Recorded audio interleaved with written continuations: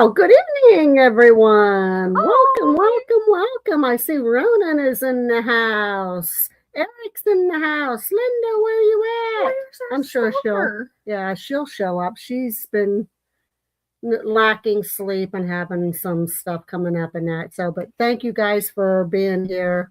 We're in for a good show tonight. I'm telling you. Lots of stuff. I There told she you. I is. told you. I told you. I told you. Cactus should be showing up too. She always says. Um, we always start with the weather. We got up into the 60s today. Matter of fact, it said 63. Tonight it's supposed to be 55. The current temperature they said is 57, but it feels like 56. Our low temperature for the night is supposed to be 55. Overall analysis of the weather today and for the rest of the week through next week, shitty with another bout of shittier. It's just rain, rain, rain, rain, rain. It's already starting off like it did last year, but last year at least waited till April. And here we are barely in March and we're already starting off on our monsoon season. But temperature wise, Saturday we're supposed to hit 75, so we're going to have almost Florida like temperatures. Sunday it's going to dip a little bit, and then Monday, Tuesday, Wednesday, all mid 70s. So, whoever the inner circle is that pulling out Punxsutawney Phil, you need to go get a different job, dudes, because you don't know what you're talking about. And I said dudes, but I didn't say it 15,000 times in 5 seconds. Dude. So, Dude, bro, man. I'm sure everybody is familiar with the Enfield haunting. We were interested in it when we first watched the first Conjuring and was fascinated by that. I think Eric actually might have been the first one to say, Mom, did you know that there was a similar case in England? And they're like, no. And next thing you know, everybody's talking about it, and they came out with Conjuring 2, and it was centered on the Enfield house in England. So let's get started. The Enfield haunting, hoax or horror?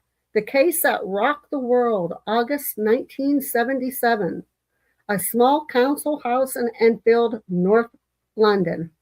A single mother, 4 children, and a knock on the wall that no one could explain. At first, it sounded like pipes or neighbors or imagination until the furniture started moving, until police saw a chair slide across the floor, until an 11-year-old began speaking a voice that wasn't hers.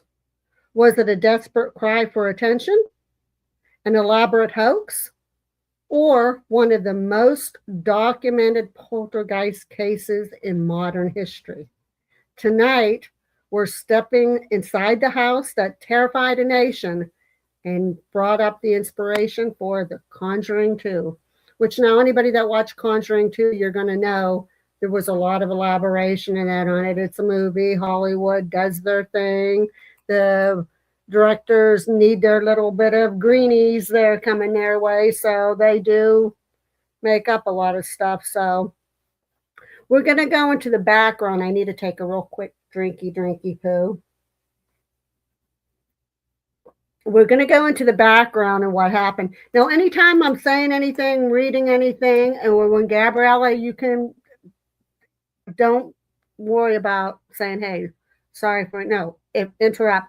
Anybody has any questions, or Gabriella wants to interrupt with a question or with the thought of her own, that's fine. That's why we like this forum, because you're all sitting here in our room with us. It's not only ours, it's your forum. So, background and what happened.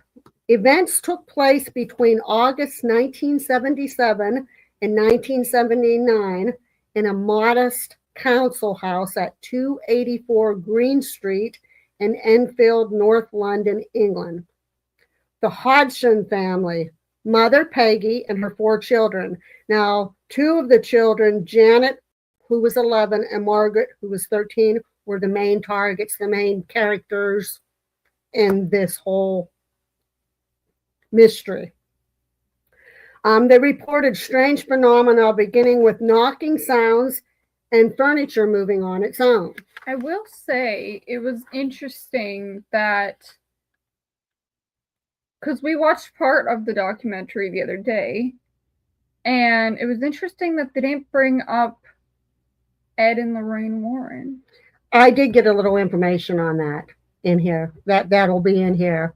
It is interesting, and I'll have an answer to that question later on why it wasn't in that documentary. That and you'll go, oh, okay, well that explains it. But yeah. Now, over the next 18 months, events allegedly included furniture sliding or overturning without explanation, objects flying through the air, strange rhythmic knocking sounds on walls and floors, disembodied voices, especially a deep, gravely voice claiming to be Bill, a supposed former resident who died in the home. Now, what's interesting about that is on that documentary that Gabriella and I watched, there was very, very detailed accounts of this Bill, like how he died, where he died. They're wondering, well, you can find a lot of that information. I know Angelina from Bad to the Bone brought up. You can find a lot of that just like newspapers and that alone. But the son, Bill Wilkins' son, was interviewed, and they had him listen to the recording and the account of how the father died. And he said the voice sounded like his dad's, even though it could have been Janet, but it sounded like his dad's. He was certain that it was his dad. And all the accounts are like right point on of how he died and where he died and how they found him and all that. So, children levitating, most notably a famous photograph of Janet appearing airborne. And there's a funny thing about that, which we'll cover a little bit further later on too.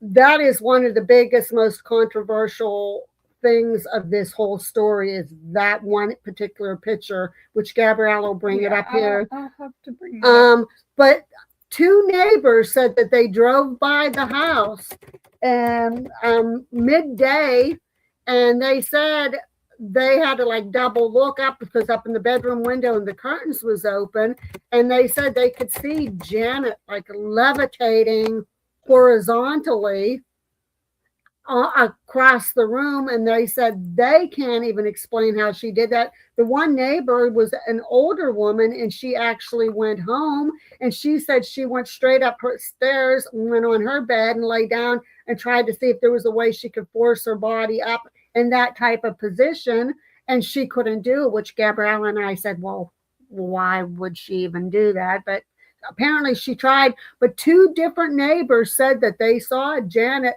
levitating, and the woman that I was talking about said even close up to the ceiling, that's how high she got, levitating all through the room. And she said she went and she was boggled. She didn't know how to explain what she saw. Yeah.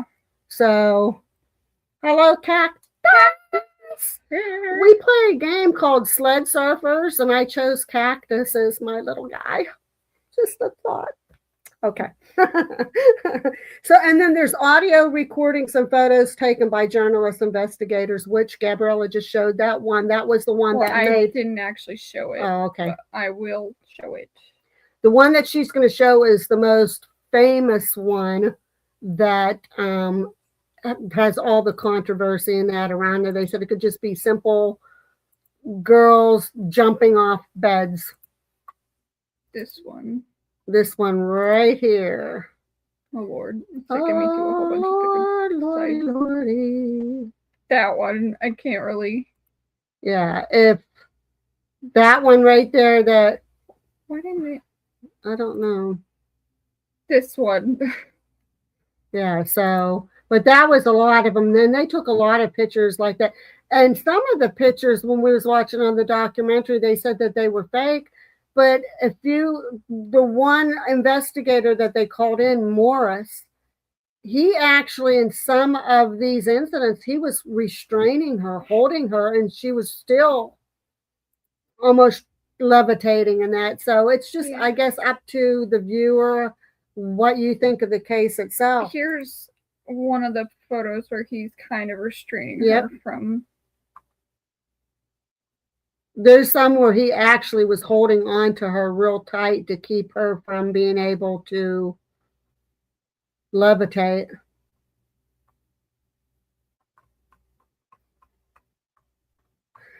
But police officers and more than 30 witnesses, including journalists and neighbors, reported phenomena they could not explain, like the chairs moving or knocks from empty rooms. The case revealed widespread media coverage at the time and helped inspire books, TV shows, and films like Conjuring 2. Now, Gabriella, here in a little bit, she does have a lot of incidents that happened that was reported. And so, I mean, you're going to have your believers and you're going to have your skeptics. A lot of them, when the skeptics try to debunk them, does make sense. But then at the same time, you got to think of, like, it's the old saying, like, I'm there. If you're not there, of them that I wrote down that I was like, wow. Yeah. Good luck trying to explain that And one. without you being there physically, you can easily say, I can debunk anything anybody shows me, but I'm not there, so I don't know. And we've said this all along. Now, the people that were there claim, like there was one of the reporters, he said he at one point marbles and Lego blocks was floating all around the room, and one flew at him so hard it hit him I have that in the head on my, and it put a mark on his head, and same as marbles and stuff like that. So, and these are eyewitnesses. Yep. Can we call them a liar? No, we weren't there. So, you know. And it wasn't even just those reporters. It was like a lot neighbors, of yeah. reporters. They said there was over 30 witnesses. Psychology people. They even said at one point in the documentary that Peggy took Janet to a psychiatric place to get evaluated, and she seemed to be perfectly normal. I had that in here too, and like I got a lot of information. Like I said, just keep on like that. Anything you want to say, because there is a possibility I could forget it or skip over on that, but you have your research too. So, investigations and documentation. Investigators from the Society for the Psychical Research, SPR, Morris Gross and Guy Lyon Playfair spent months documenting activity. They reported over 2,000 individual incidents, audio recordings, and visual observations of unexplained events. Now, we're talking 18 months. And that brings up part of the controversy too later on, that the skeptics bring up, and then the believers kind of debate and come back with their, like, okay, wait a minute, 18 months. So you want to say something, add something? Making a total of 180 visits and 25 all-night visits at their house. And I think, didn't Morris say that he had like over 180 hours of audio that he had to review? Isn't that what he said? Over 180 hours of audio? It just says making a total of 180 visits. I think he said it was over 180 on the documentary. I didn't mark that down.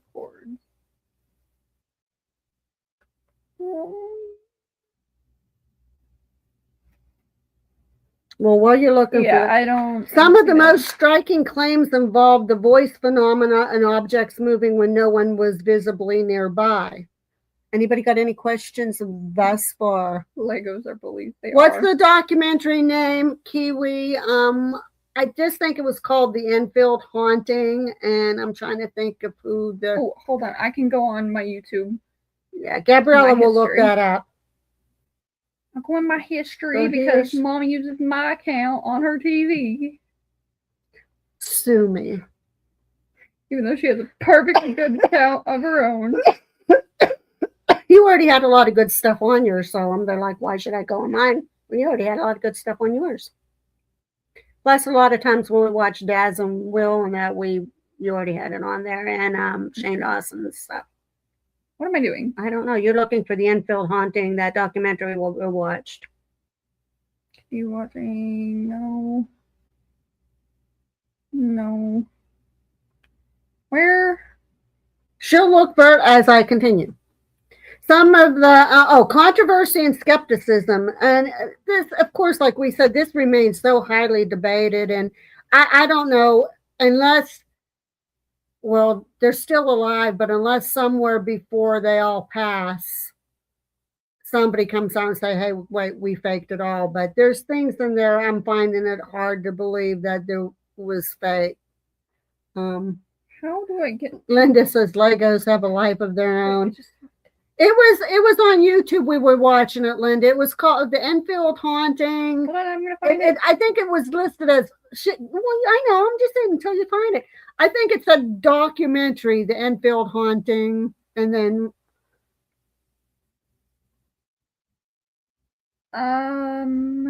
oh shit, we watched like 3 of them. that one. I think it was. So it's called Creepy True Story Enfield Poltergeist, Yeah. Janet Hodgson Paranormal Documentary. Okay, I guess so. On the thumbnail, it's called Interview with a Poltergeist. It's very, very, very interesting, and it was firsthand. Morris and some of the others, and they're talking to Peggy, the mother, and the daughters, and that. So, arguments suggest a hoax or non-paranormal explanation among them. Among the debates was it instances of trickery? Investigators and skeptics pointed out that some phenomena were staged or appeared manipulated by the children, particularly Janet. In some recordings and photos, Janet was caught bending spoons or exaggerating actions, which she admitted that, though. She did say that she bent spoons, and in the kitchen in particular, like on the show, there was furniture in that thrown in that. An 11-year-old girl can't pick up tables and throw it.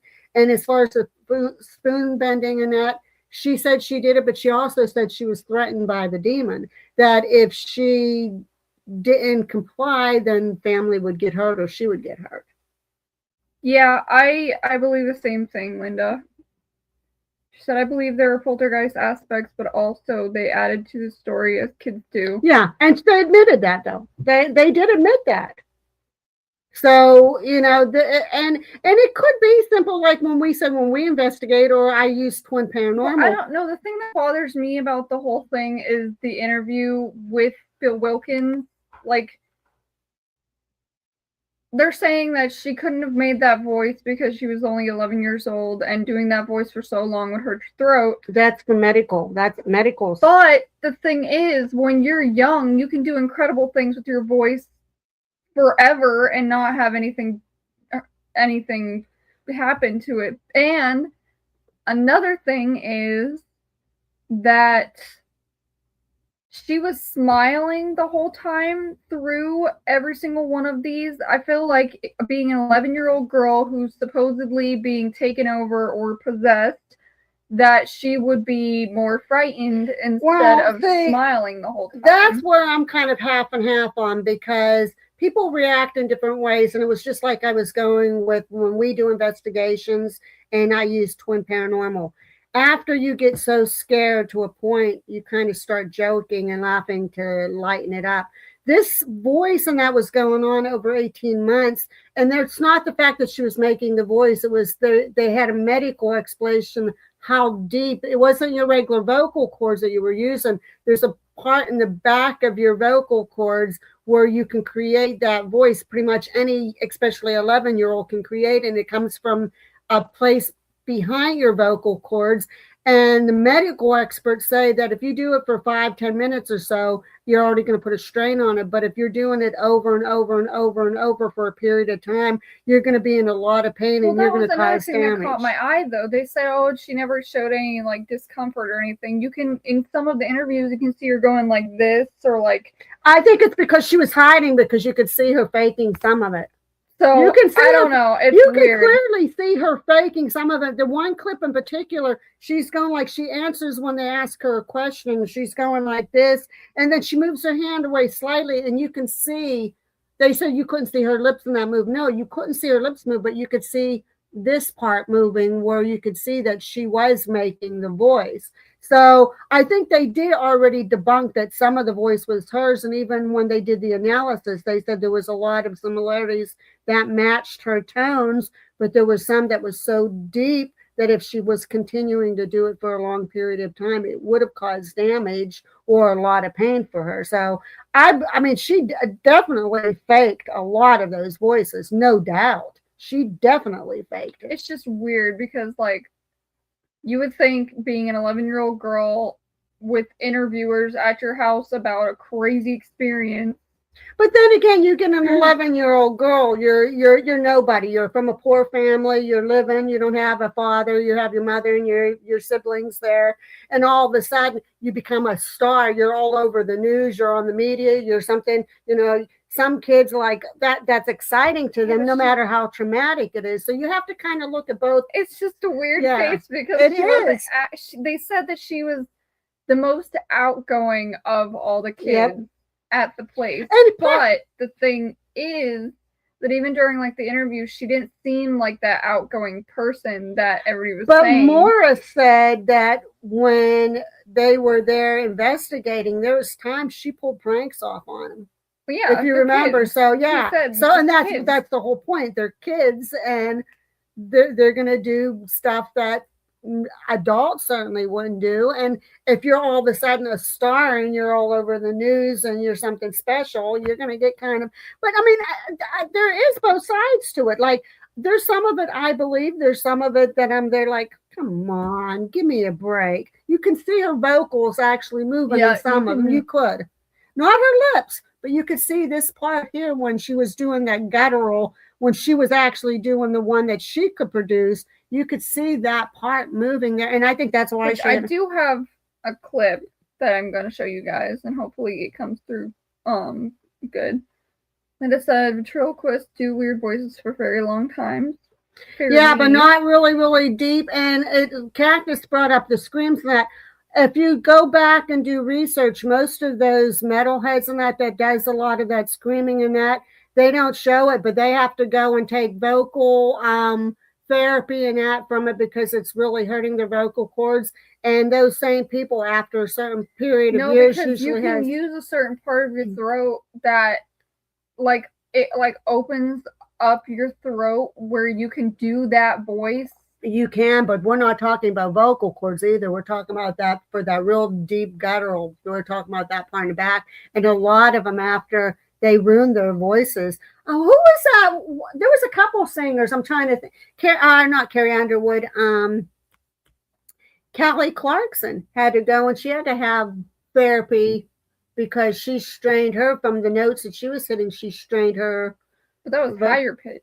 She also does lower pitch though too, and both ways will strain. That's what's wrong with mine right now. When we do that high opera shit in that in the house and that, and when I yell, but it'll also train your voice too. When people go on stage, usually before they go to like a concert or anything, they warm up their vocal cords by going like hoo, hoo, hoo, hoo, hoo. But she's an 11-year-old girl. She wouldn't have trained her voice. This just kind of come all about when they start hearing the sounds. She might have been in chorus. You know what? It's all controversial. And this is what made it so famous because there's going to be that debate. And I agree with you. And almost everything that you're saying, I agree with you. Because she definitely... It's just a weird case to me. Like, I want to believe it because of everybody else in that situation that said that there's no way that it could have been faked. But at the same time, certain things aren't adding up. And why did it seem like it was only...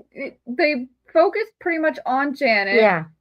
That's in the controversy too. But they said that Margaret also had part in it, where the voice also came out of Margaret at times. Not as much, but yeah. So that's kind of where it gets interesting, and that's where all the controversy is in that on it, because it's weird. It is. It's and that's what this case, like I said, and until maybe somebody. I don't like saying when somebody passes because you don't want to hear of anybody passing. But until, like, say, Janet or Margaret, right, and they're on their deathbed or something, say, okay, we're going to put an end to this now. I faked all of it. But there's just so many. How do you fake nobody in the room and just, I mean, the girl's not around and the police standing there in that chair sliding, and they said sometimes the voices, well, I guess. Well, like I said, I do believe that there was poltergeist activity, like Something Linda, was going on, I think. but I don't think that it was to the extent that they're making it be, and that's where the controversy is, and I agree. I believe that something was going on. Something. I'm hoping that I'm wrong. That Morris guy wasn't just saying that all this crazy stuff happened, like off camera, just to get on the news article. Because but so did that guy Lion Playfair. He was the other one with Morris, and he confirmed everything Morris said. So But they're both reporters. They're investigators. They're not reporters. They're investigators. Investigative reporters. They're with the Society for Psychical Research. Morris was an investigator, but he was also like a reporter. Well, he was a photographer. He documented his stuff. He wouldn't have been, more or less. He was just part of the research. He was the researcher. It's just a weird. It is. It's crazy, and that's why I think what's so captivating about it. Hold on, that lead singer in Ginger. Just look at her vocals. She's female, and she sounds very masculine when she does her low pitched screamo stuff, and can sing very melodic. There's a lot of them that can do that, no doubt. People can do that. She was also interested in ventriloquism, so knew about the voice tricks. You learned that early on. I did not get any information on that. I didn't get anything on ventriloquism either. But that is an interesting thing. I'm going to have to search that up.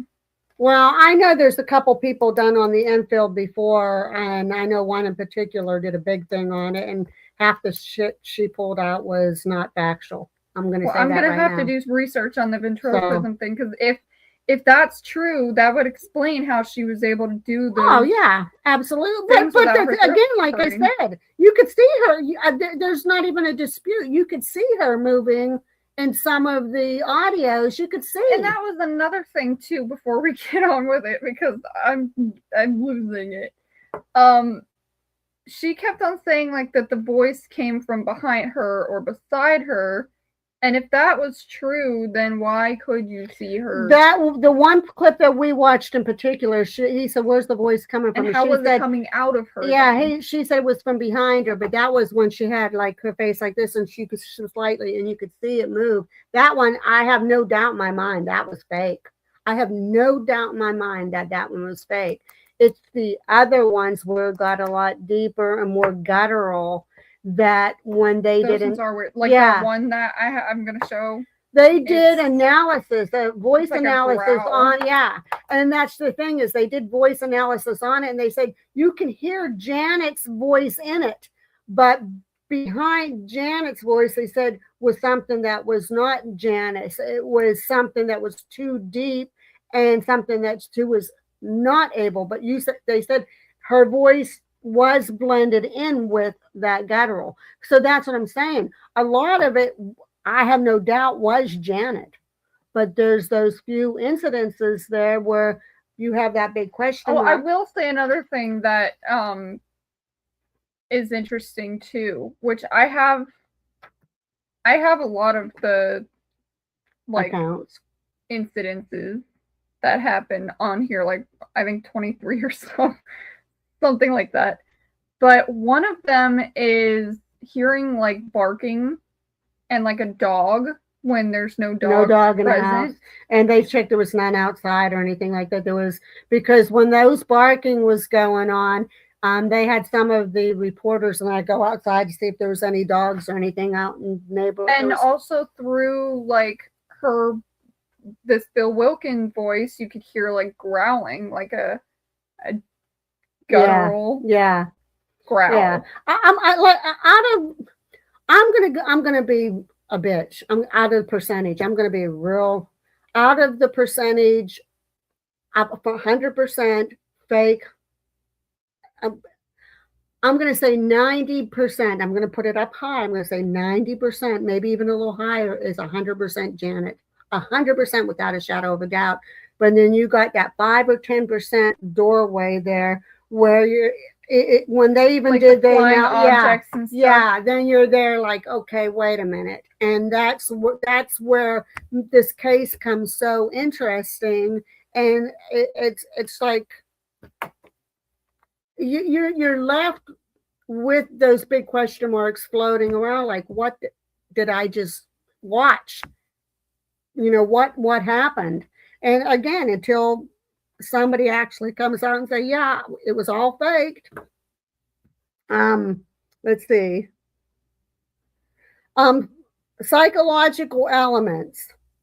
Critics suggest that family stress, media attention, or the desire for attention could have contributed to an exaggerated or fabricated behavior.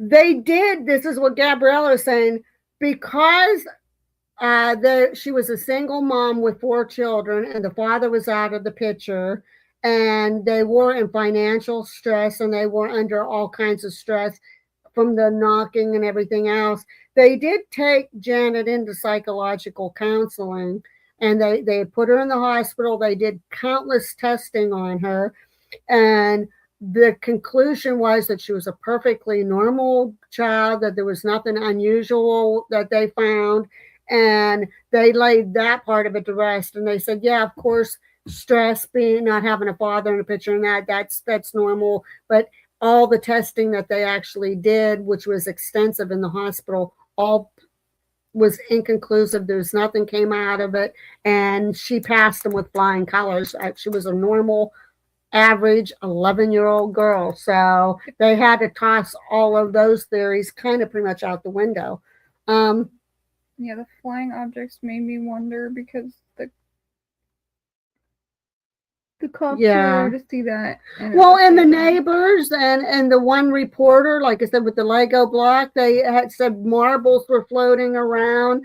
There was something else that was something flew off of a shelf and hit somebody. A box. A box flew off a shelf and hit somebody. Some researchers from the Committee for Skeptical Inquiry It hit Morris. Oh, yeah, okay. I know the other one, the Lego with that other guy.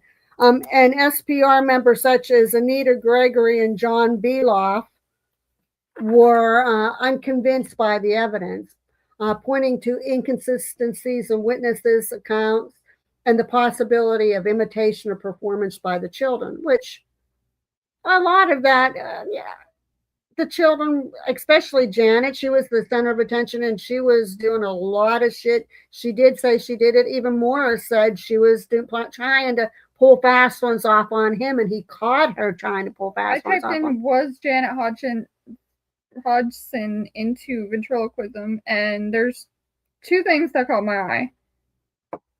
It says childlike characteristics. Despite the deep tone, researchers noted the voice used the vocabulary and phraseology of a child. It also shared a habit with Janet of suddenly changing the topic. She did do that. Yeah, interesting. Yep. And then a counter argument from an investigation was from John Beloff, a former president of the Society for Physical Research. Well, psychical. Yeah, psychical. He investigated the case and suggested that Janet was practicing ventriloquism. Yeah, see, that was never proven. There was no evidence of her doing ventriloquism. So we have to really search into that, because I know there was somebody else did a report on her and said she was into ventriloquism, but in everything I've ever watched and all the research I've ever done, they never ever brought up ventriloquism. Admissions of hoaxing. Janet later admitted that she and her siblings faked approximately 2% of the phenomena in the house just to see if Mr. Gross and Mr. Playfair would catch us, though she maintained the majority of the events. Yeah, even Morris said, he said she would go around constantly trying to prank her and try to get away with something. And he said, no, you ain't going to get away with that with me. He said she was quite the prankster. And then there is also one more thing. There is a professional assessment from a professional ventriloquist, Ray Allen, who reviewed the case and concluded that Janet's male voices were simply vocal tricks she used to gain attention. Well, you can obviously see it in some of the clips that she was, because, like I said, that one, and I think that's why she was covering it, because when she pulled her hand slightly away, like I said, you could see this part right here, it moving. You could see it. So, because I think they were, and I wonder why they didn't bring that up. That would also prove like discomfort if she was somehow not using the back part of her. But that would, you would have seen the vocal. That's the vocal there, but you wouldn't see it. It was coming from the back. That's the visible. No, vocal. I mean not the wherever it comes from. Gabby, what? Yeah, there's no doubt she did a lot of those voices. I mean, that's not even yeah, especially that one there. I have no doubt in my mind that she did that, and especially like you said, well, where's the voice coming from? Behind me, and yet she has her hand on her throat like this, and when she slightly moved it, you could see the vocals there moving. So yeah, there's no doubt on that whatsoever. Many law enforcement and impartial witnesses, like police officers and neighbors, reported phenomena they couldn't really explain, such as the chairs moving when no one was nearby. And I did that too, Linda. She said I used to do that as a kid. Had a very deep voice. I did that too, but I think we all did that. Just like now, when I did it, I got a sore throat every time. I didn't. I used to be able to do it when I was a kid. Now I can't do it without getting a sore throat. But when I was a kid, somehow I was able to do it. You probably used your regular vocals, not that back one that they're talking about. I don't know. But this one that I just said here, it was like when the neighbors said that the curtains in the window upstairs, and two separate neighbors, when they drove by, said they both, and they lived in different parts of the town, both made the same account of seeing her like levitating. They said that it was slow and just like I have all around the room. Information from the same website that I was doing my research on, which is the Lollipop Lady. I'll read about that real quickly. Blah blah blah blah blah blah.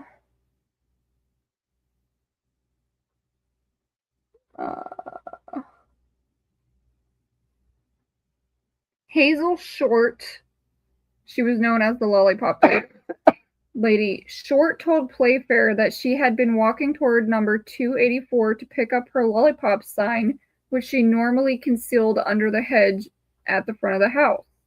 This is her actual statement. She said, "I was standing there looking at the house when all of a sudden a couple of books came flying across and hit the window. It was so sudden. I heard the noise because it was so quiet. There was no traffic and it made me jump. Then after a little while, I saw Janet. I don't know if there was a bed underneath that window, but she was going up and down bodily as though somebody was tossing her up and down bodily in a horizontal position as if someone had got a hold of her legs and back and was throwing her up and down. I definitely saw her come up about window height, but I thought if she was bouncing, she'd bounce from her feet. She wouldn't be able to get enough power to bounce off her back to come up that high.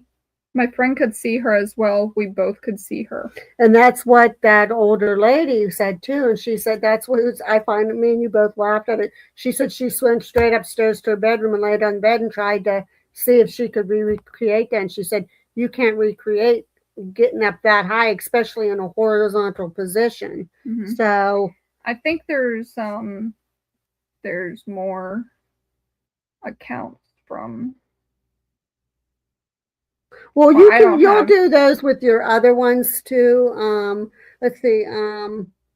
Well, I didn't write these down because I couldn't. I didn't have enough time. Yeah, you'll be able to get them with those. But I do have all the other things. Paranormal researchers and some journalists maintain that the volume and duration of the incidents documented over months were hard to dismiss as more of a prank, as a mere prank or coincidence.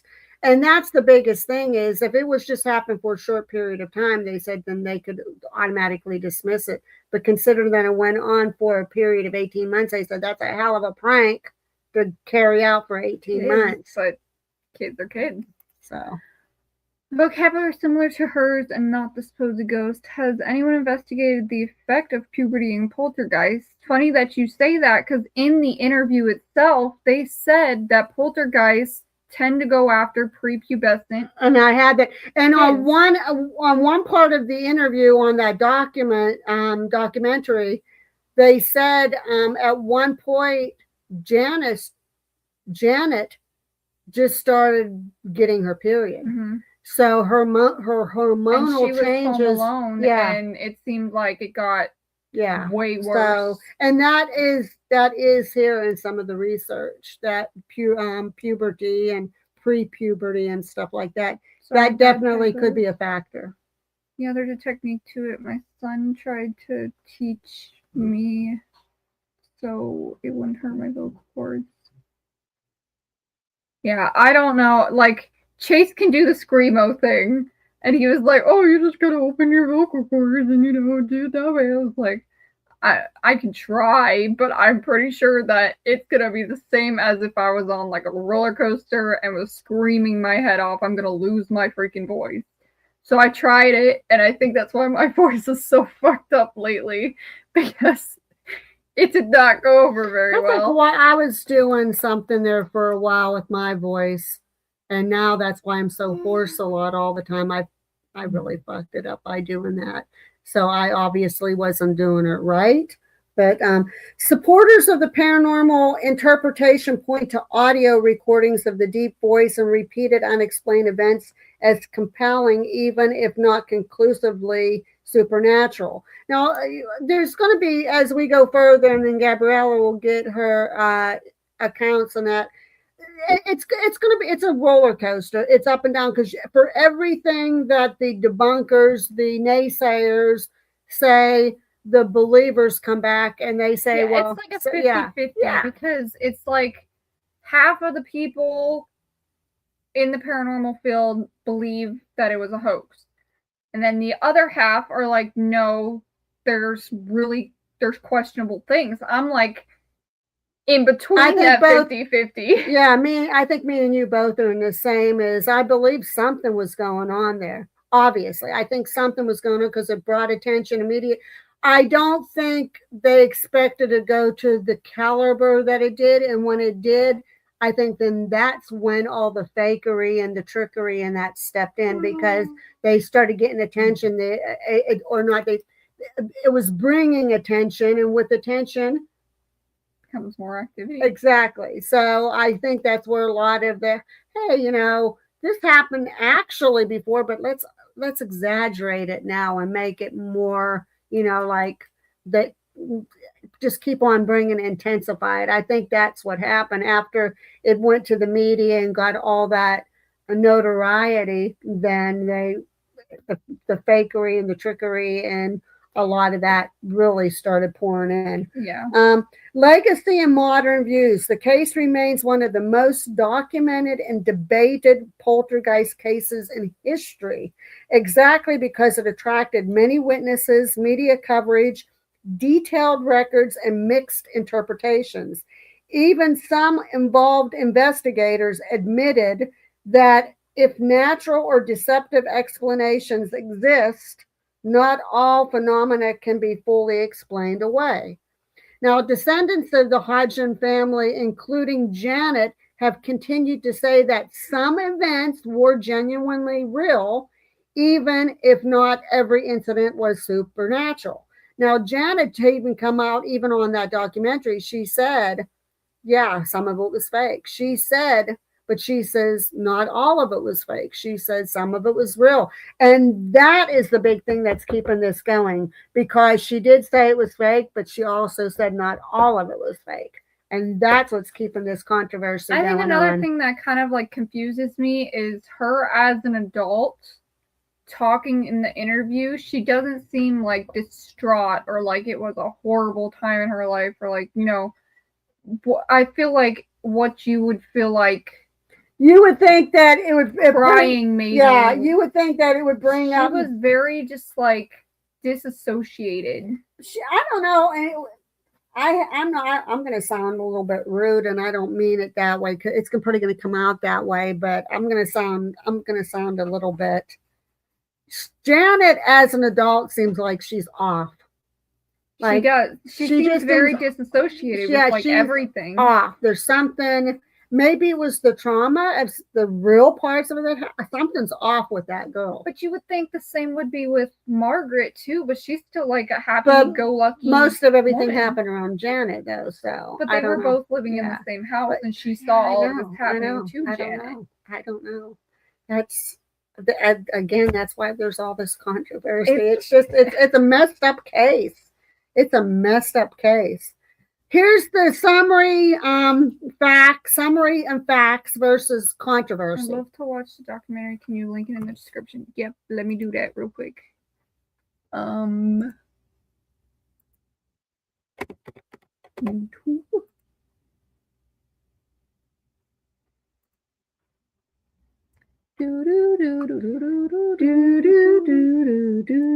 YouTube. History. It's a 40-some minute video.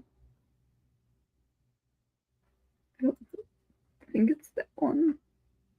Those are shorts. That's not even. Where is. I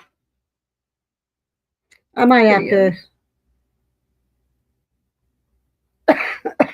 I might have to get it off of YouTube. It. Oh, it's not going to be on this account. I'm stupid. Yeah. This isn't even the right account. If you go on YouTube and just type in the Enfield haunting, it will come up. And why am I trying to even do it this way? I have a phone. Goodness gracious. Oh, but Janet went to hospital and then 7 they weren't nice places for kids. Well, and I think that's why, like, when they knew that she was from a poor family and there was a lot of trauma in that because the father not being in the picture and all this was happening, that was kind of the first thing that they thought, well, hey, this kid, all this is happening because she's going through all this psychological stuff and stress around her, and she's doing this for attention. But when they put her in the hospital, they drilled her. They did all kinds of testing and that on her. Sorry. Let's go summary and facts versus the controversy. The facts, and these are generally agreed upon, and the controversy and debate is, of course, the events all began in 1977 and lasted 18 months. The controversial part of it was the extent to which events were faked or exaggerated. The other one for facts is multiple witnesses, including police, journalists, and neighbors. And the controversy was whether paranormal explanations are justified. And in the facts, it was documented audio, photos, and reports exist. But on the controversial side, some evidence may have natural or psychological explanations. On the factual, it inspired research, books, films, etc. But on the controversial, core cause remains unresolved, whether it's a true haunting or just a big elaborate hoax. So again, I'm partial to it. I think I believe more of it was fake than actually real. But I believe that at the very beginning, when it all started, something definitely did happen. Uh-oh, what happened to our video? What happened? I bumped this thing here, and now we don't have a video. Uh-oh. Don't touch it. Well, how do I get it back? Oh, no. Try over Stop here. Touching. We had this happen the other. Bump that. Okay, well then it's the camera. There we are. Yeah, I bumped the thing there. I went to fix the dang camera. Yeah. I gotta pee so bad. Well, go pee. Well, whatever. I was gonna say we could get a piece of cake too. I still believe that most of it was fake, and I do think what happened is that everything started off genuine, that something was definitely going on, but once it started getting the media attention, it started getting the public attention, it they're you're talking about 11-year-old, 13-year-old kids, and that they're like, hey, this is cool, we're getting all this attention, let's see what else we can do. And they really started amping up and creating stuff that was a little bit more than what was actually going on. That's my thoughts. So no, I didn't touch any buttons or anything. Like the cord that goes in for the webcam, when I went to move my notebook and that, it bumped that cord, and then next thing you know, the thing went out, and I'm like, oh shit, how do I fix this? But it's to the web camera. I'll wait till Gabriella comes back. What I'm going to go over next is the whole timeline breakdown of everything that happened, and then Gabriella will take over. But this case, it's interesting. Like I said, I believe that some of it is true, but then we're talking kids. Kids, they do their thing, especially when they're getting a lot of attention. And with the father being out of picture, they probably love that extra attention, because before that, the only attention they were getting was from each other and from their mother. So if you take that all into account, it can explain a lot of things. And I think that's what a lot of the skeptics are bringing up, that if you take all that in accountability, then it kind of can give a big answer to most of what's going on. I'm going to start the breakdown. Well, she'll be right back in. The timeline breakdown, it's all started August 30th, 1977. The Hodgson family, Peggy and her 4 children, reported knocking sounds in their council house. Furniture reportedly begins moving on its own. Peggy then calls the police. A female police constable later states she saw a chair move across the floor. From September to October of 1977, that's when the media became involved. The Daily Mirror sends reporters. Then that famous photo captured of Janet appearing to levitate came out, which was the biggest, besides the voice, was the biggest part of the debate of was it fake or was it real. 1977 to 1978 is when the actual investigation started. Members of the Society for Psychical Research were invited. The main investigators were Morris Gross, or Gross, I'm not sure if it was Gross or Gross, and Guy Lyon Playfair.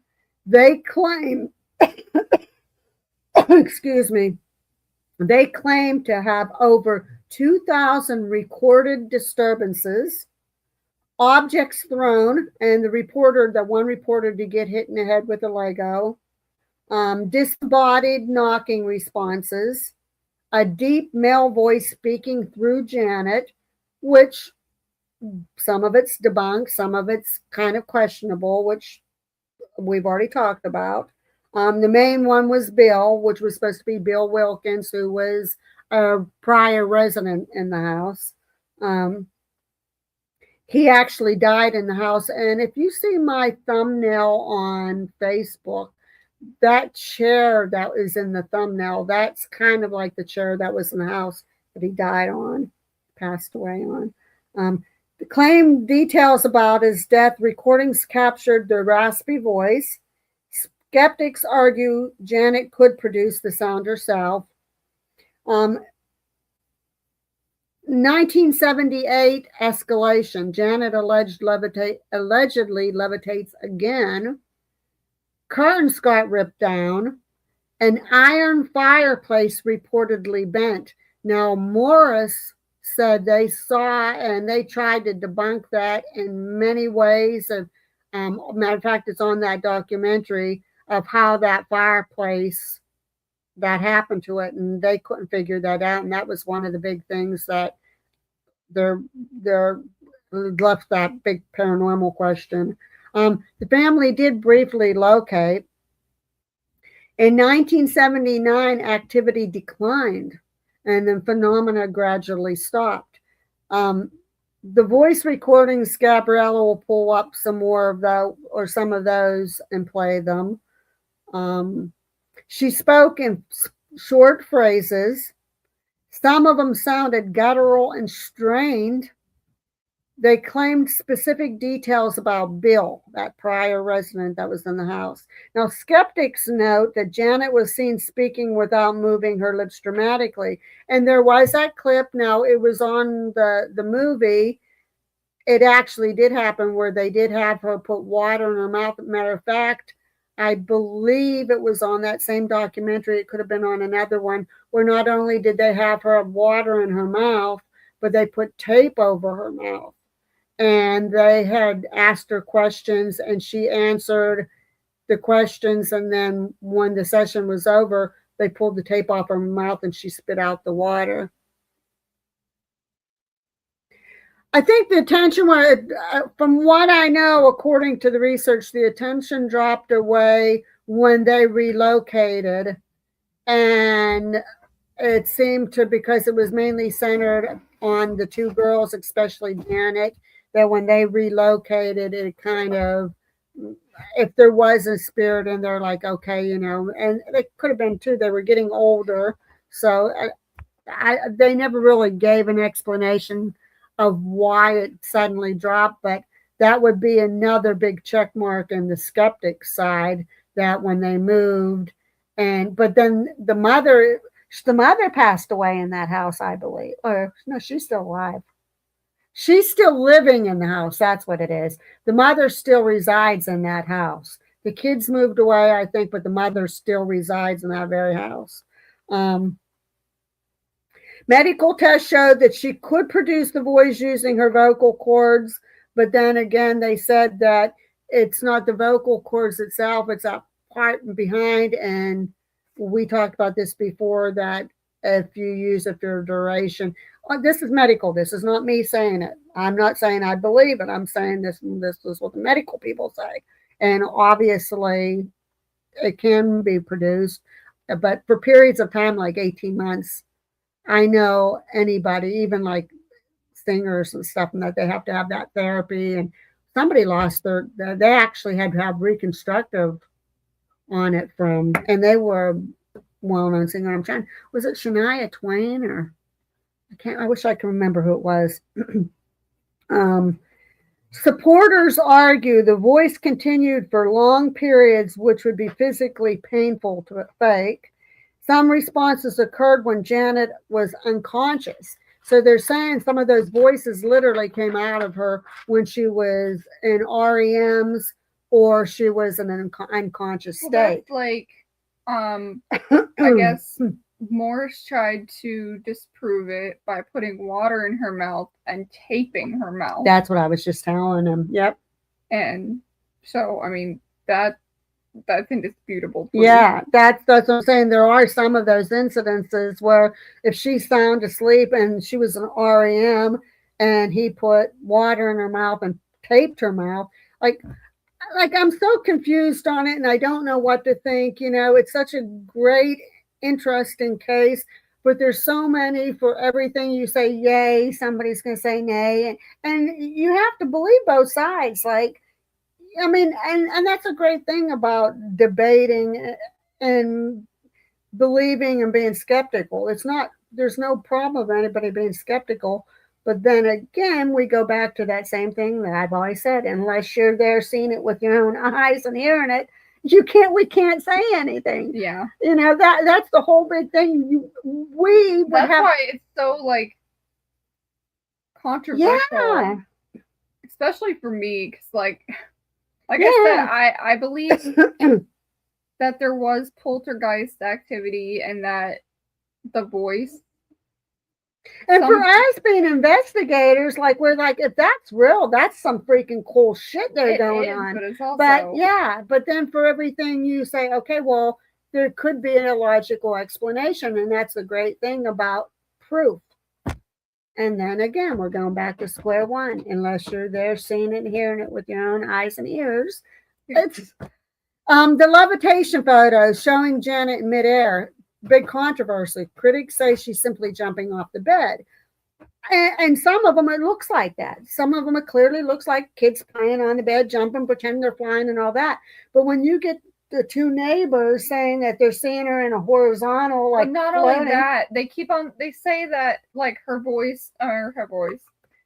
face looked like she was happy and enjoying it and everything. In all of these pictures, she looks like she's scared to me. Sort of looks like, especially that one. See if I can.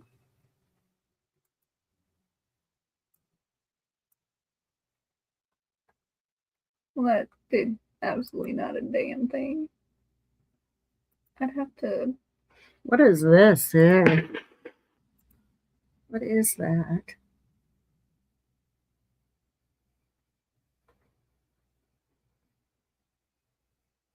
See, some say that it looks like she's laughing. I don't know. I don't think that she's laughing. That looks like a scared face to me. Hold on. Well, I was looking at too the girl in the background. I was looking at her face too, and if she was laughing too, that would be a different story. But I think there was one clip where they showed that one up closer, and I think if that's it looked like she was scared. I wish I could make it bigger. You visit the site and see if that photo will show up on the site. So that one kind of looks like I don't know.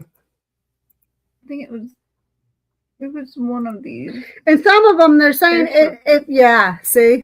And some of them it shows that like during mid-leap, that she's not so much just leaping either, that she almost appears a little bit to be floating.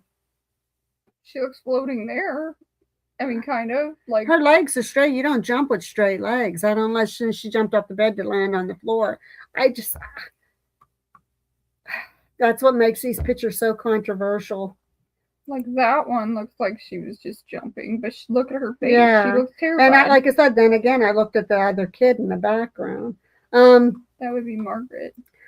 Multiple witnesses claim she was higher than jumping would allow. So they're saying when they saw her jumping and levitating, some of them, they say that she was almost up to the ceiling. Yeah, I mean, this one, she looks like she's like almost touching the ceiling. Now, the skeptical analysis, these are the big skeptics that came out. Like that one, she looks scared too on her face. There was Anita Gregory. She was a lady, actually, if you watch The Conjuring 2, she would have been the blonde lady in there that like automatically disputed like everything. She believed the girls were faking much of it. She argued emotional stress and attention were motivating factors because of the father being gone and all that stuff. See that? There's a better picture. Yeah. There's actually two people in that bed. Billy, I think his name is. And Margaret. Yeah.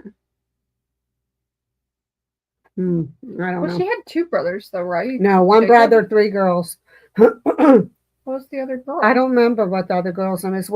That's kind I thought of. It was two brothers. No, it's three girls and one boy. Okay. Let's see. John Beloff or Baloff. I think they said Beloff. He expressed doubts about methodology and objectivity. Joe Nickel suggested classic poltergeist hoax patterns and emphasized children-centered activity as common in staged cases. The main skeptical points was Janet admitted to faking some of the incidents.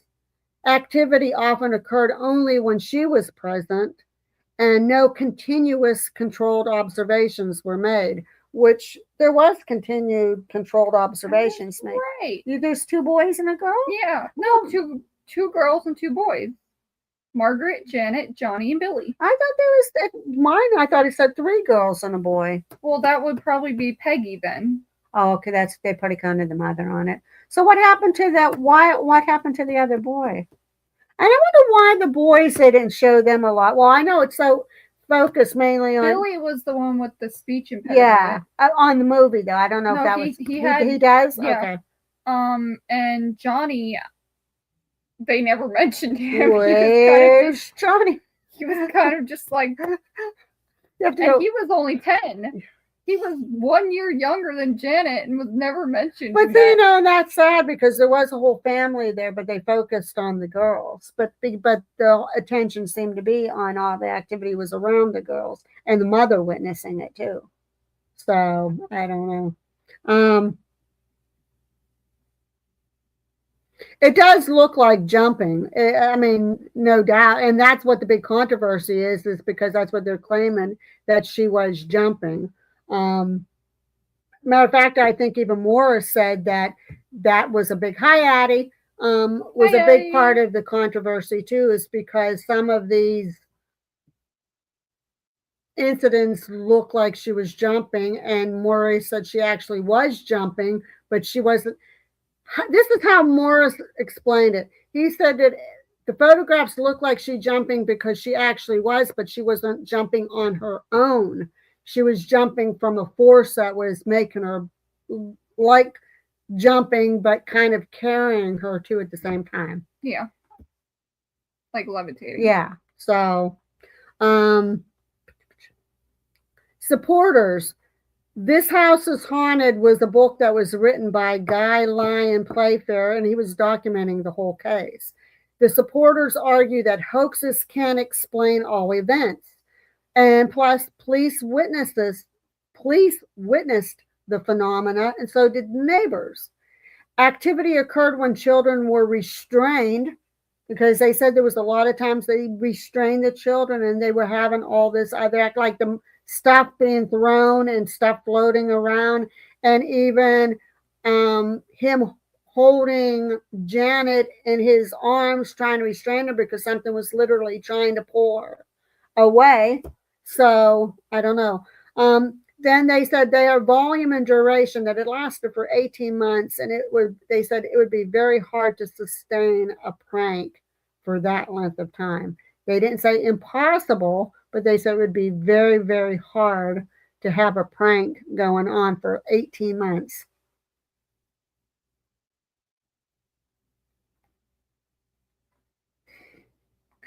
I don't know. I don't know.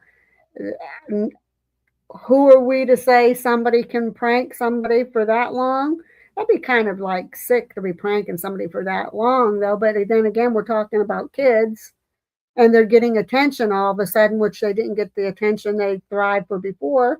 So there we go. And going through all the emotions of their mother and father's divorce. Yep. So there's you go with that seesaw again. Pop culture impact. The case inspired, of course, The Conjuring 2, numerous documentaries and BBC specials.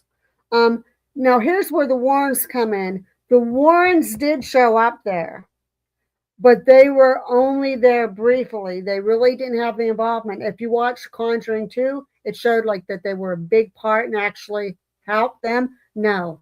Well, it shows that at first, Lorraine, she couldn't find anything in that house, just like a spirit. But then later on in the movie, you'll see that she gets like this vision that it was actually Bellick and the male spirit, Bill Wilkins. And then when they mix the two tapes together to make because when Bill was speaking through Janet, it didn't make any sense. So when they got and played them back and mixed the two, they were partial sentences. Partial, like help. Yeah. But that part, I think, was all Hollywood because they said the Warrens did show up there, but their duration there was very, very short, and it was just more or less, I think, to check out. But they threw that in there for Hollywood,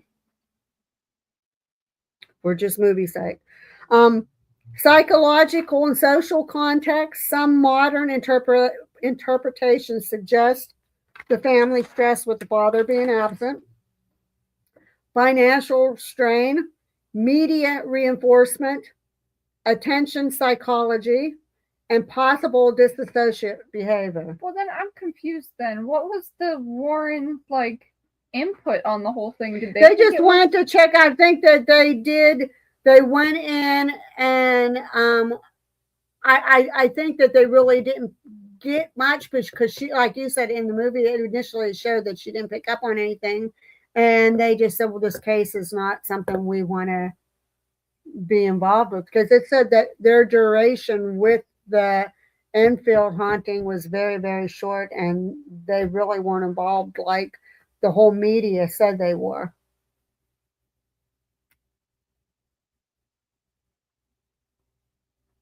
Yeah, let me see. Poltergeist, here's where it comes with we were talking about puberty and young kids and stuff. Poltergeist cases historically center around adolescents, especially girls entering puberty. That's very, very, very prevalent of poltergeist activity. And I think it's what happens when you're going through puberty. Your emotions are changing, your hormones are changing, you're weaker, you're more vulnerable, and it opens up. It's like, I'm not trying to knock anybody, but that's like they say that anybody that's autistic or anybody with any kind of special needs, they're more open to things like that than and Linda, I think, that when the Warrens came into the picture too, that was more, I think, they did go in and check it out, but I think that was more a press part of it. Hey, let's bring the Warrens into it, to bring a big name like Warrens, and just, for press sake. And discrepancies and criticism. Uninvited arrival. Playfair stated that the Warrens showed up at the Enfield house uninvited and were not part of the official investigation team. According to Playfair, Ed Warren suggested during their brief meeting that a significant amount of money could be made from the case through books and movie rights.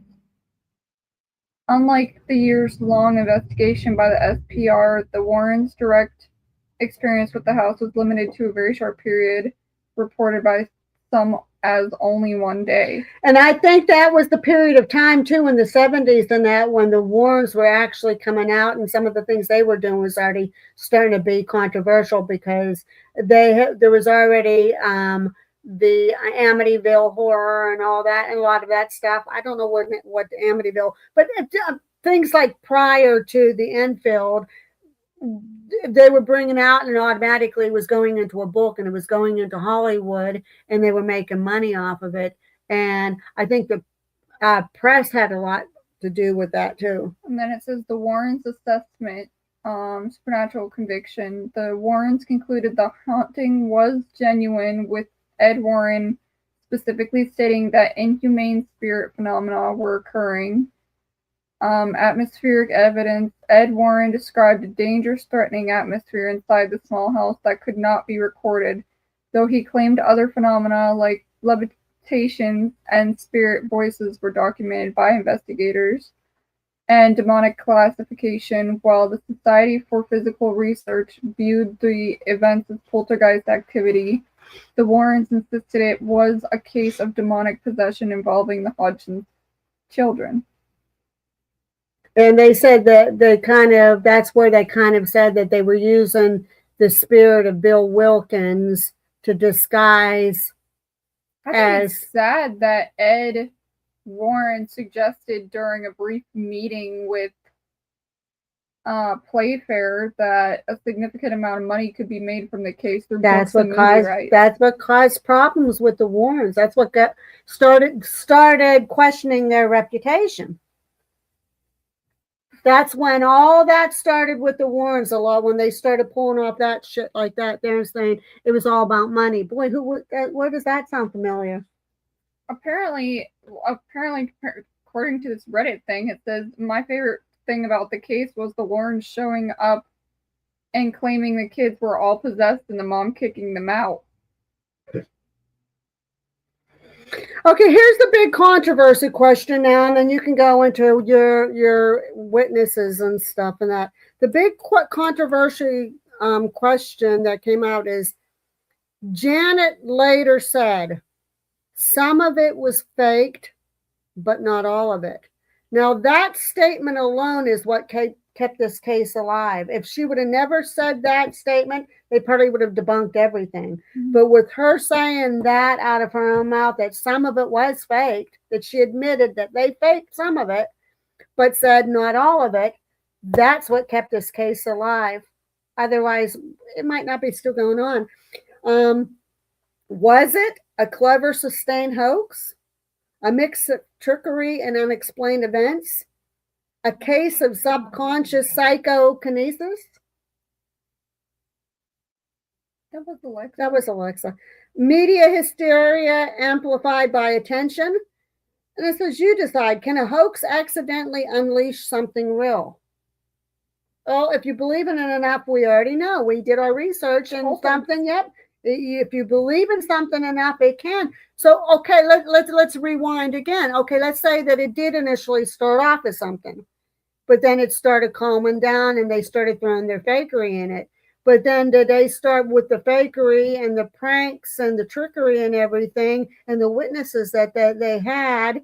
Did they actually then reconjure up something because of how strong they made it everybody believe in it? I wonder if it is like in the movie where how it all started was from like a made up Ouija board. I don't know. I didn't find anything like that. Yeah, I think that was probably just all Hollywood too. Because it doesn't really say how it all started. It could have started. They just said that all of a sudden the girls started hearing knocking sounds, and they thought it was maybe the pipes or neighbors or something. Yeah, I have that down. And then it just started getting where things started moving on their own and stuff. They started amping up. It says, why do poltergeist cases often center on young girls? Which they said pre-puberty or puberty time girls, pre-adolescent or an adolescent. For some reason, girls in particular seems to... How old was Abby when we lived in 7-Eleven? She was in middle school, wasn't she? I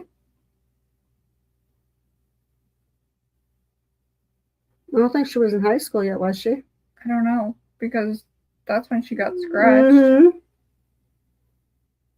So I don't know. And then they have on here too, would police officers lie about seeing a chair move on its own? And we're talking about... I have the police report right here from it was Carolyn the constable, yeah, and they said it was not only just a police officer, it was the police constable. If it is fake, how did it last 18 months? And does admitting to faking some incidences make the case less believable, or does it make it more believable? Because they did admit to faking some of the incidences. Which is interesting, because if it was completely faked, then they could have just came out and said, yeah, we faked the whole entire thing. It would have been ended. How we did it. But again, if she wouldn't have made that statement, yep, some of it was fake. So what exactly was fake? And then again, you get the witness accounts, and you get all the evidence that Morris and that guy Lyon all got, combined with what they had documented. Here we go. I mean, this case again, until somebody actually comes out and say, hey, it was all faked. You got your shit over here. So I pretty much wrote down what Mom did in a different way, pretty much, and more of the instances.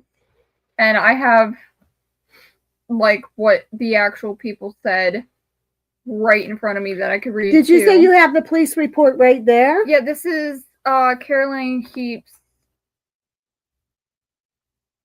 the police officer. Okay, read it.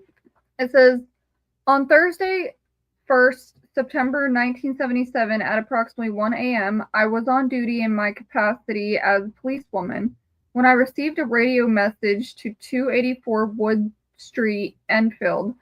I went to this address where I found a number of people standing in the living room. I was told by the occupier of the house that the strange things had been happening during the last few nights and that they believe the house was haunted. Myself and another police PC entered the living room of the house and the occupier switched off the lights. Almost immediately, I heard the sound of knocking on the wall that backs onto the next door neighbor's house. There were 4 distinct taps on the wall and then silence. About 2 minutes later, I heard more tapping, but this time it was coming from a different wall. Again, it was a distinctive peal of 4 taps. The PC and the neighbors checked the walls, attic, and pipe, but couldn't find anything to explain the knocking. The PC and the neighbors all went into the kitchen to check the refrigerator pipes, etc., leaving the family and myself in the living room. The lights in the living room were switched off again, and within a few minutes, the eldest son pointed to a chair which was standing next to the sofa. I looked at the chair and noticed that it was wobbling slightly side to side, then saw the chair slide across the floor toward the kitchen wall. It moved approximately 3 to 4 feet and then came to rest. At no time did it appear to leave the floor. I checked the chair but could find nothing to explain how it had moved. The lights were switched back on. Nothing else happened that night, although we have later reports of disturbances at this address. Okay, there's one thing about that whole report that bothers me right off the bat. And I'm wondering why did the lights turn off? Why did they turn the lights off? Ironically, they turned the lights off and then something happens. And the oldest kid points at the chair and then it moves. That is very suspicious there, because why would they turn the lights off? Yeah. In both incidences too. The first one with the knocking, lights go off. All of a sudden there's knocking. They have to check the pipes and everything. Then they switch the lights on, go in the living room, and they switch the lights off again, and then the chair moves. They said the first knocking appeared to have happened from the neighbor's house. The walls of the neighbor's house. But they said appeared to have. They don't know, though. But the whole light switching off. Well, I heard the sound of knocking on the wall that backs onto the next door neighbor's house. Yeah. So is the wall that connected. But it is interesting that the lights turned out both times. Yeah. And then the eldest son, which would be Johnny, pointed to the chair and then it started to move. But then she did check the chair and said there was no signs of anything that would have caused it to move. But the kids, they could have somehow known a trick, maybe the weak floorboard or something that they were able to maneuver that would have made it wobble and move, that the police officer would have been able to detect. That is very, very suspicious right there. That to me, wow. And then that's a whole story changer right there. Is. And then this is from George Fellows, the Daily Mirror reporter. He said, because of the emotional atmosphere at the house and in the neighborhood, ranging from hysteria through terror to excitement and tension, it has been difficult to record satisfactory data. Nevertheless, I am satisfied the overall impression of our investigation is reasonably accurate. To the best of our ability, we have eliminated the possibility of total trickery, although we have been able to simulate most of the phenomena. In my opinion, this faking could only be done by an expert. Kids are smart. Don't underestimate smart. That one that you just read to me was a big game changer. That really now. I mean, that put my now, instead of like 90% fakery, I'm pointing it up definitely at least 95 to 97. Because when the police officer is probably one of the biggest most crucial part of evidence that they had besides the voice and the photographs. And I have when the police were called and everything. Yeah, and then the police officer saying that, and that lights with that's a big game changer right there. That's a big game changer. In my research, I put the occurrences were similar to those reported in cases of the poltergeist type, knocking and other noises with no apparent cause, doors opening and closing by themselves, furniture overturned, small objects hurled across rooms, picture frames ripped from walls, small fires that started and then went out by themselves, and such like. The events continued for just over a year, and in many cases were witnessed by neighbors, investigators, technicians, press reporters, and broadcasters, police officers, and others. And then the first instances, it says on August 31st, 1977, at around 9:30 p.m., the children Janet and John heard shuffling in their room. Their mother entered the room, and all three heard knocking sounds. A chest of drawers moved 18 inches across the room without an apparent physical contact, and they immediately went to fetch help from the Nottinghams next door. Yep. Some of that was actually in the movie too, which was true. Vic and Gary Nottingham entered and heard further knocks. Vic later stated that he could find no source for the knocks, which seemed to follow him. I think that's her. That's Vic is she, so I don't know why I wrote he. Because Gary is obviously the male. Which seemed to follow him around the house. At this point, Peggy called the police. WPC Heaps and PC Hyams,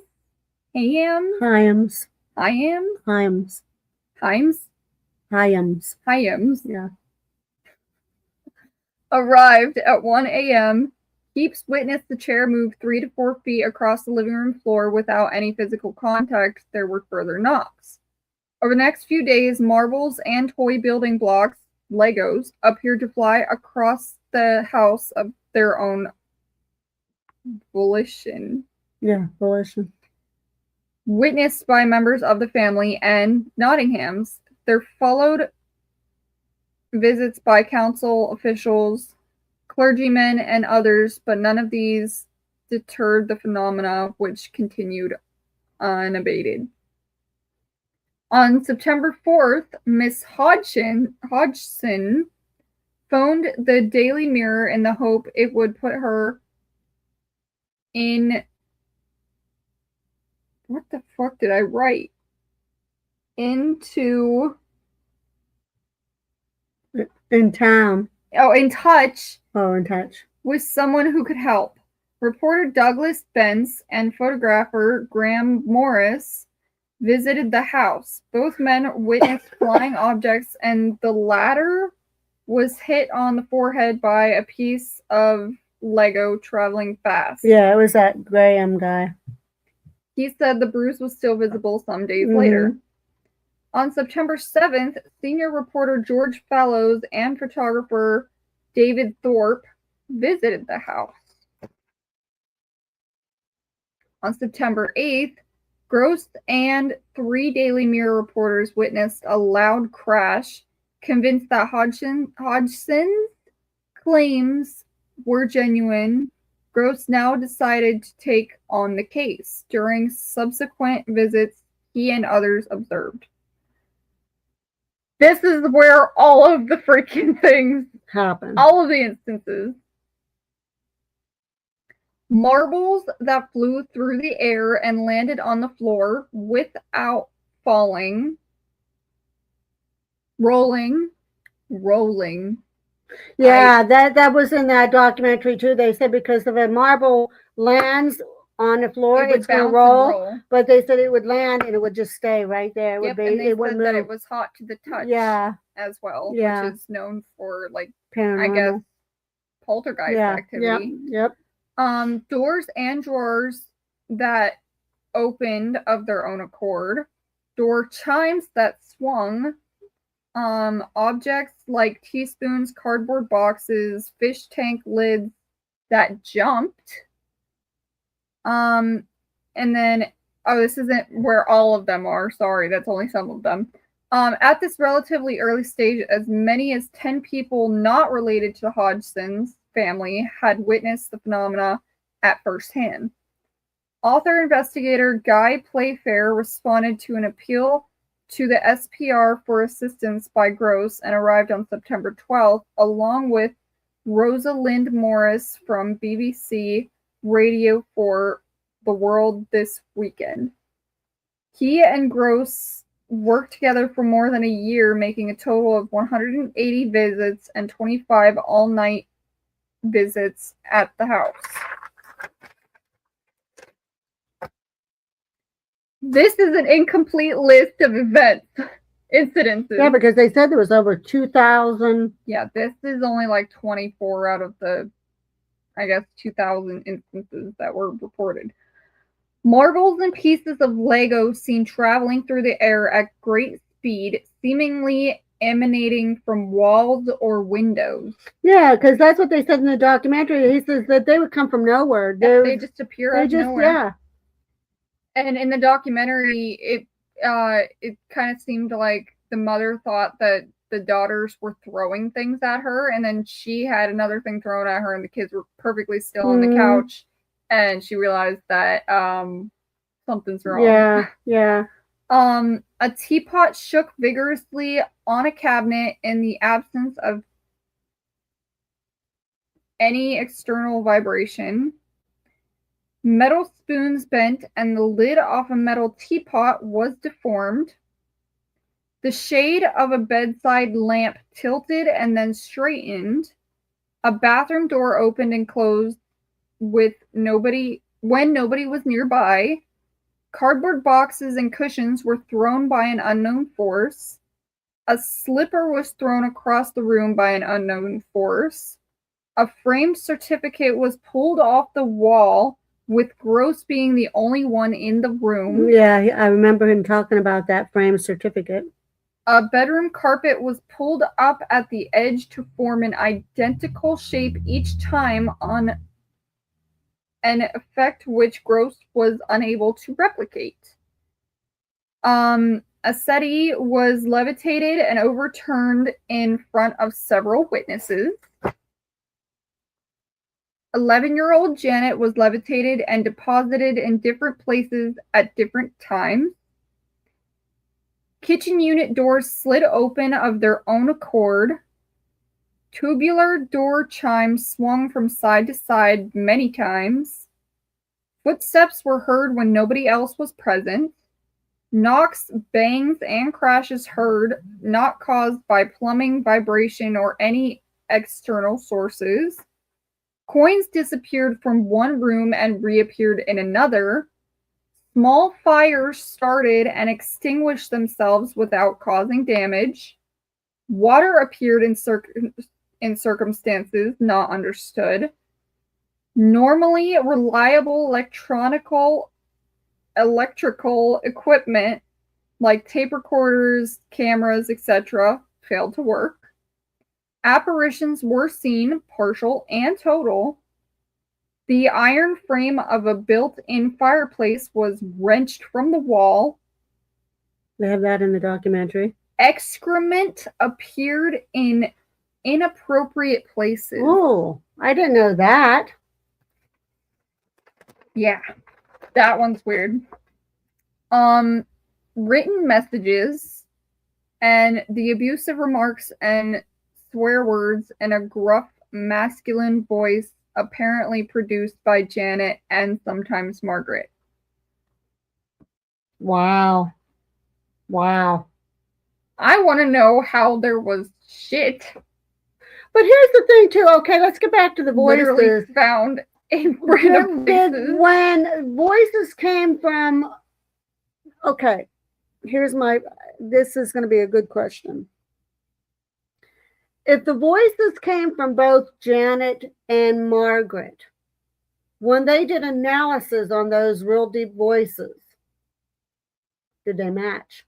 Because if they matched and they were from two different girls, that would be impossible. Because what's interesting is I could only find research on them doing that voice thing on Janet, not on Margaret. See, and that would have kind of signed, sealed, delivered, because if they did the voice analysis of Janet and the deep guttural Bill Wilkins type voice, and they did Margaret and they matched, that they could dismiss it right there because they're matched. I mean, I'm sorry. They couldn't dismiss it because they were matched. But if there was even a little discrepancy a difference in it, then you know the girls made those. And that's another thing too. Margaret was beside Janet when she was supposedly making those noises, except for I don't think she was beside her when she had water in her mouth and her mouth was taped. Can you bring up the voices real quick? Because we're going, we're a little an hour and a half, which is okay. But bring up some of those voices, and then you can do your Bill Wilkins voice. I'll stop that one. And now the Bill Wilkins, when Gabriella does it, it was in the movie. I don't think there was anything on. It's not in real life. Yeah. All you'll be able to see is the one that I'm showing you now, where he says like, "Who are you?" And then she says, "Doctor," and then that's it.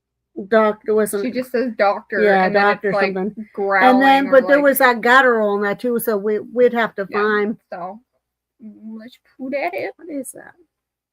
Share screen. This one. Share. Is anybody there? No. Who's there? Doctor Who. Doctor Who?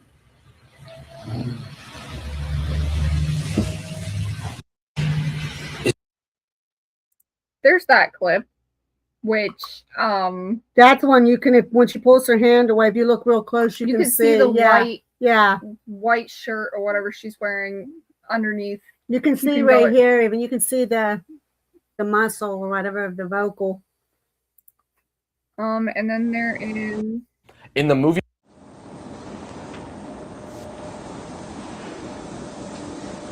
You're frightened of me. No. Tell me who you are.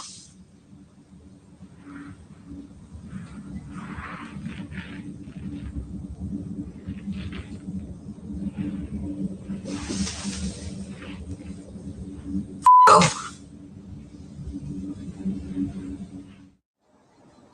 That one. And then the following footage is from the famous Enfield poltergeist case, Janet and Margaret Hodgson.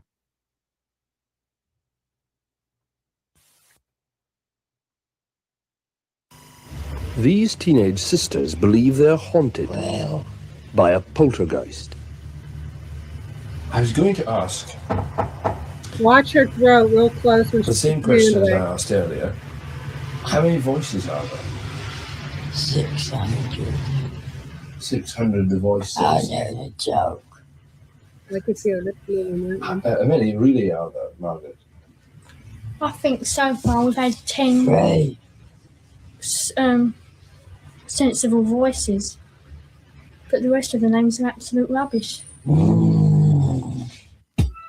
That was that growl. That growl, I don't know how she would be able to create that because and the barking too, when they had the barking. Yeah, I don't have the barking. It is a creepy voice, Cactus, and that growling is that growling's almost like the growling that we heard. Oh, it is. Yeah, isn't it? It was very similar to that we heard in the hallway. Oh. Almost exactly to tone. Bill Wilkins? Bill, are you there? No, Gabriella, if you watch The Conjuring 2, when they're talking to Janet, and he says that his name is Bill, there's a whole little thing there, and Gabriella can recite it perfectly, and it's so she's going to do it. Do the Bill Wilkins. Oh, God, everybody. This is so embarrassing. I don't know why. As if I haven't done all the other embarrassing shit on here. Okay. He goes, because he's British, so he goes, "My name is Bill Wilkins and I am 72 years old." Now, just think if she did it in that creepy voice too on top. She just, the first time she did it, she had us crack it up because when we watched the movie, she imitated it exactly but she's kind of like nervous on thing that. So yeah, you could do it. But also my voice isn't. Well, you said you were kind of, I'm kind of hoarse lately, so You have Maybe to some other time. when she because like that was good, but if she does it in the actual, she can do it in the deeper Let me voice. try one more time. I have to be off camera to do this. My name is Bill Wilkins, and I'm 72 years old. She's Bill Wilkins. Bill Wilkins. Okay, before we end the show here, because we're at 140, does anybody have any questions whatsoever that they want to ask before we end? And before we end too, we have some updates. We did get our holiday around the world. Perfect with the facial expression. That's what I think cracks me up is she does that facial. I have to do the facial Yeah, expression yeah. to do the voice. We did get our holiday around the world yums, universal yums in. I'm going to tell you guys, Linda, this will probably make you happy because when we opened up that box, It's not looking good. It's not looking good. So we got to decide what day we want to do that. Maybe we will let you I can guys do that on the weekend. Her accent of freaking Stitch the day when we were coming back from our trip and Tom was freaking furious and she did Ohana and we lost our shit. We could do it when? On like a weekend. On Saturday one, but we usually do that on the others. We usually do that on Real Talk. So you want to do a Real Talk on Saturday with the Universal Yums? Yeah. Is that what you're saying? Okay. We do have a show coming up, though. Gabriella has a couple topics. Cactus just sent me a video here recently, too, of another thing that I'm going to look into. I'm not going to say what it is, but I'm going to do some research on it, see what I can find. Oh, that reminds me. I saw on TikTok today another topic that maybe we could discuss of the Titanic and how they think that it wasn't actually the iceberg that sunk it. It was a fire. More and more evidence come out is that the captain or somebody, they knew that there was something wrong with the in the engine or something like that, and that there was a fire that started that. Yeah, that there's more and more evidence coming out. The video. So what we'll do on Saturday then, so instead of Saturday being a gather and gab like we normally have, we'll do a Saturday Universal Yums. Now it'll be me, Gabriella, and Eric, because Abby wants to do the Poland one. Yeah, she wants to be a party pooper and do the actual one. This one, I'm telling you what, though, it does scare me. It sounds like she dodged a bullet. Yeah, so far yeah, it's kind of scary. So, yeah. So, but we will get then on Tuesday, then on the other side, what we were going to do this Saturday, we will do on Tuesday on the other side then. Okay. There was going to be some of the more of the things that you were doing with some of those topics. You had that real long one. I still have. And then I'm going to cover that volcano and that I just watched that documentary for. So everybody will probably have to have their tissue box out. But so Saturday, Real Talk but we're going to end this tonight because we're at an hour and 45 and Linda's probably getting tired. You guys are just phenomenal as usual, but we're going to end it this way. And when I finish, we're going to just click, click, click, click, click, click. Click. Okay, so in the end, no cameras captured a ghost. No scientists proved a spirit was present. But I have to say, we can't wait to see the faces y'all make for the universe. Yeah, I know. And I think there's going to be some good ones. But no one fully explained it either. The Enfield house still stands. The recordings still exist. Yet, one question still lingers. When a child says, some of it was fake, but not all of it, do we dismiss the entire story and or do we lean closer and listen for the knock? So good night. And if you hear something in your walls tonight, maybe don't answer it.